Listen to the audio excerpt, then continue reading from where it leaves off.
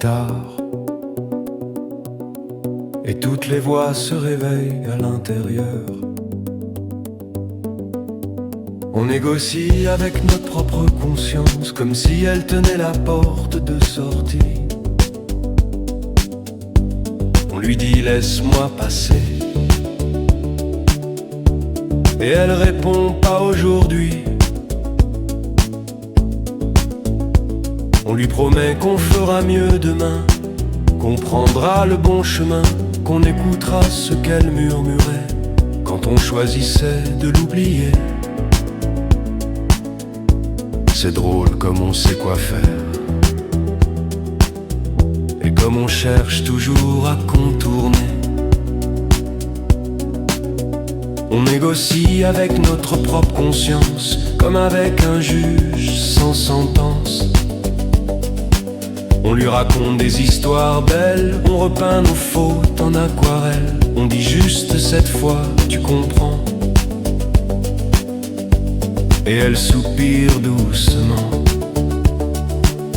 Elle sait déjà qu'on reviendra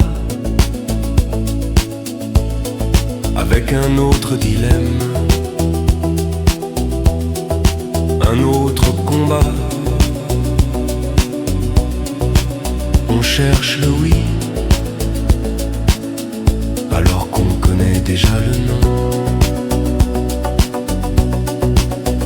On négocie avec notre propre conscience pour retarder l'inévitable. On évite les vérités trop denses, on s'invente des excuses acceptables. Mais au fond elle voit nos ombres, elle suit nos pas quand on s'effondre. Elle sait qui on est vraiment dans le silence, entre deux mensonges élégants. Et parfois elle ne dit plus rien, c'est là que commence le vrai chemin. On négocie avec notre propre conscience, puis un jour on arrête la danse.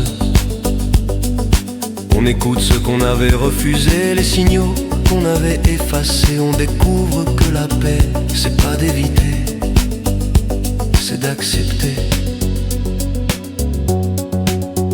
On négocie avec notre propre conscience, parce qu'elle nous connaît mieux que personne.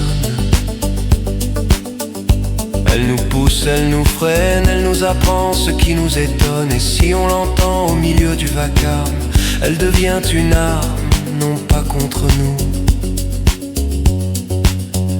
mais pour nous. On négocie, et un jour